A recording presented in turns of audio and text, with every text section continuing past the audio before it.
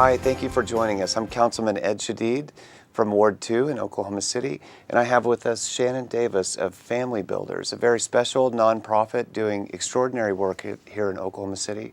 Shannon, thanks for joining us. Thanks for having me. Can you tell us a little bit about the mission of Family Builders and your role there in the organization? Sure. I've served Family Builders for about 2 years. I'm the Director of Development and Community Outreach. We have been around as an organization since 1976. We were originally founded as Parents Assistance Center and changed our name last year to more accurately reflect what we do. Our mission is pretty simple. It sounds simple, although it's not. Our mission is to strengthen families to prevent child abuse, neglect, and family violence. And we do that by training parents and giving people tools that they need for more healthy relationships. Can you talk about maybe the state of affairs? I mean, in terms of family violence, it's been said that we lead the nation in physical and sexual violence towards children. We do, and towards women. This is not a great state to live in if you're a woman or a child. The statistics are pretty grim. We know based on DHS statistics from 2012 that every day in Oklahoma, 26 children are confirmed as victims of some form of abuse.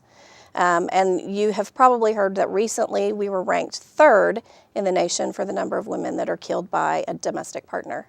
Right. Those aren't good statistics. Those aren't the place that we want to be as Oklahomans and as a state. And so our job at Family Builders is to stop abuse.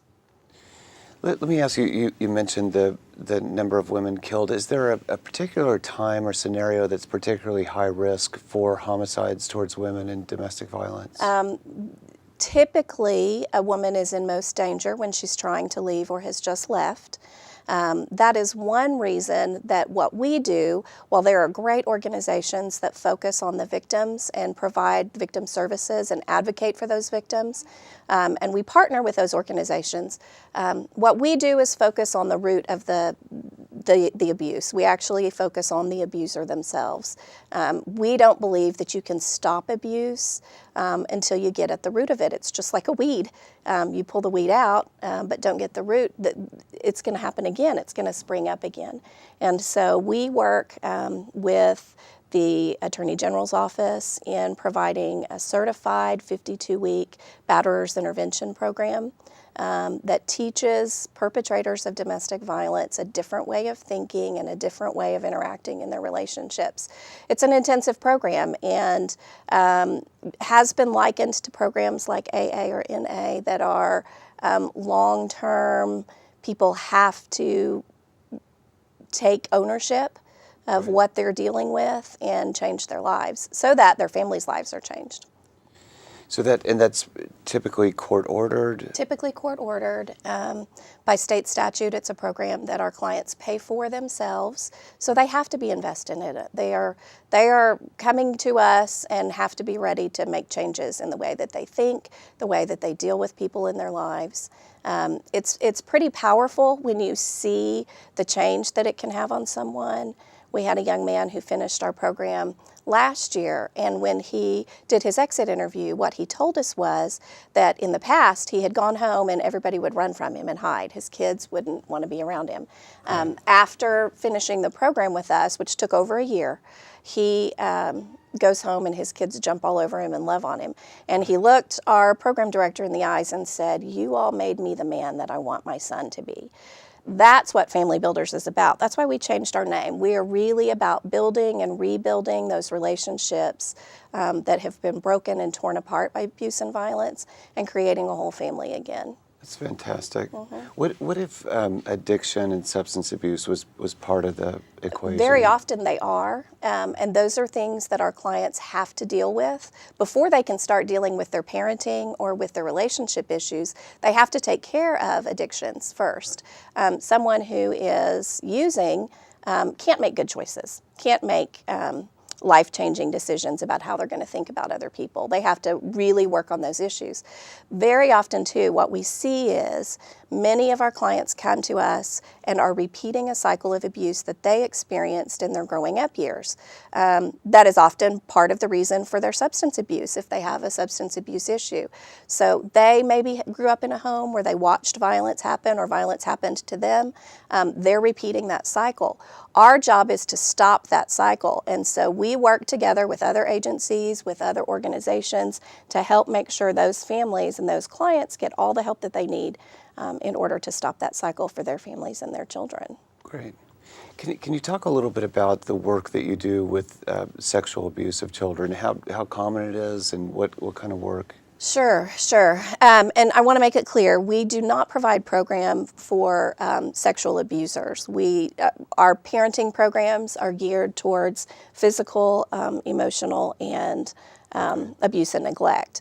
There are other organizations in our city and in our state that are more able to deal with someone who has a problem of sexually abusing someone. Who we do see are often our clients whose children have been sexually abused by someone else. And we are retraining them in order to teach them how to better protect their children and create a safe, nurturing, loving environment for them. We know the statistics are pretty scary when it comes to sexual abuse. It's 1 in 4 girls and 1 in 6 boys will be sexually abused by the time they're 18. Oh. And as parents, we often start worrying when we take our kids to the park or we take them to the movies where we're struggling with, oh my goodness, what if a stranger comes and snatches my kid? The truth is 90% of the time sexual abuse happens with someone that the child and the family know and trust. It's not usually that stranger on the street or in the dark somewhere. It's a teacher, a coach, a family member even. Sometimes it's an older child. And so we work with parents who come to our building, and then we're also going out into the community to teach parents how to better protect their children from those issues. How common, if a child was sexually abused, how commonly would they report that? Oh, a child, typically the statistics tell us that only about 1 in 10 children will tell about abuse, and that's particularly true with sexual abuse because there's so much shame. And often children don't understand what has happened to them. They don't know it's abuse, or an abuser is telling them don't tell or something awful will happen to you and to your family. So it's only 1 in 10 children who actually tell. And what's interesting is out of that 1 in 10 who tell, 70% of those children tell on accident. They don't mean to tell, they just say something that an adult picks up on.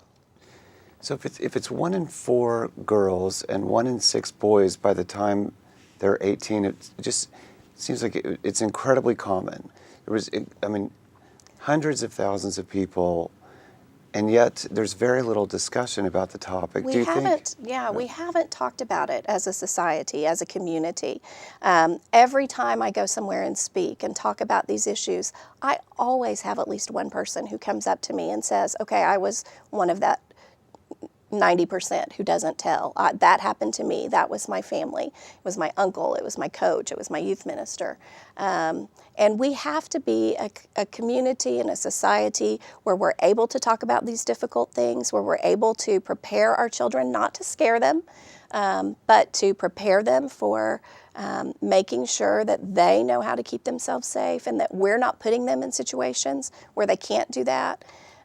We just have to be able to talk about it. There is not shame. There's not shame for those victims. And so we need to be willing to stand up and say so.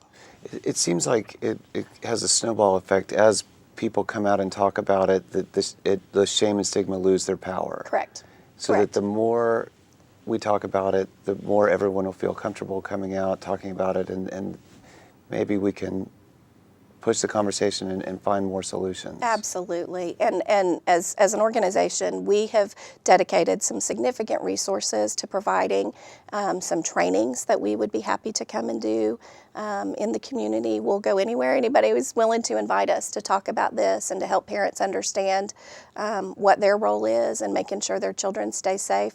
We also are able to go in and talk to people that work with children in schools and churches. after-school programs, daycare centers, and train those people how to recognize signs of abuse and what their legal obligation is in reporting that abuse. In Oklahoma, the law is that if any person who suspects that abuse is happening has to report it. And the truth is only about 30% of mandated reporters truly report. Wow. We see that all the time. Somebody that says, oh yeah, I knew something was going on, but I wasn't sure. I just didn't want to stick my nose where it didn't belong. And we all have to be about the business of protecting children. We all have to be willing to talk about it. And then providing those resources for those families to rebuild their lives when the abuse has happened. How would, if a family was having difficulty but didn't necessarily have trouble with the law, they could come to you proactively and ask Sure, for your we help? take self-referrals into our parenting programs, and we charge on a sliding scale based on income. So we don't want that to be a barrier to people that are struggling. You know, parenting and raising your children, that is a learned skill. Right. And at some point, all parents need help. I have 3 daughters myself, and there have been moments that I was pulling my hair out. Right. We've all experienced Yes. that. And so we want to be an organization that parents are able and willing to turn to when they need help. Sometimes it's just needing somebody to say, you know what, you're on the right track. You're doing okay. Right. Sometimes you need somebody to say, you know what you're expecting of that 12-year-old probably isn't appropriate. Let's expect something a little different. But whatever it takes, we believe that the more people who are willing to talk about it, to seek help, to speak up, that's how we create a better society, because we're creating better families. How would a family and parents find you? Sure. Well, our office is located in downtown Oklahoma City. We're on 5th Street between Walker and Hudson, right across from the Metro Transit Station. Right. But you can go to our website and see all of the programs that we offer and ways to get a hold of us. Our website is familybuildersok.org. And then, of course, we welcome phone calls. We're open Monday through Friday, 9 to 5. Familybuildersok.org. Okay. What about families that are going through divorce and just trying to navigate how to co-parent or have the child have the best outcome? Yeah, what we see with divorcing families is very often the parents, even unknowingly, sort of put the child or the children in the middle. Right. And so we have recently started offering a co-parenting through divorce class that meets for 4 hours on a Saturday. And you can actually go online and register for that through our website. Do you have an online course, or you can register? You register online and then attend for 4 hours on a Saturday.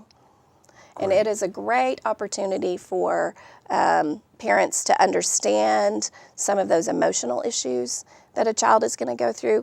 When you're going through a divorce as a parent, you're looking at it through adult eyes. Right. Kids look at it through kids' eyes. And so if both parents are able to go through that course and see and hear exactly the same things about what their kids could be going through, it just creates a much better situation for the whole family and doesn't put that child in the middle. And then neither parent has unhealthy expectations about what that child can or can't do in that particular situation. So do you think it would be a fair statement to say that a child's psychological outcome would be closely correlated with how much conflict they're exposed to, how much they're put in the middle between the two divorcing parents? Absolutely. And children are sort of self-centered developmentally by nature.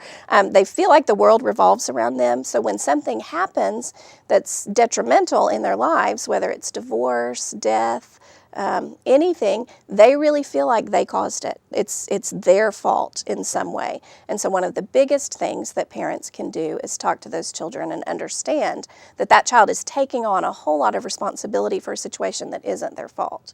Right.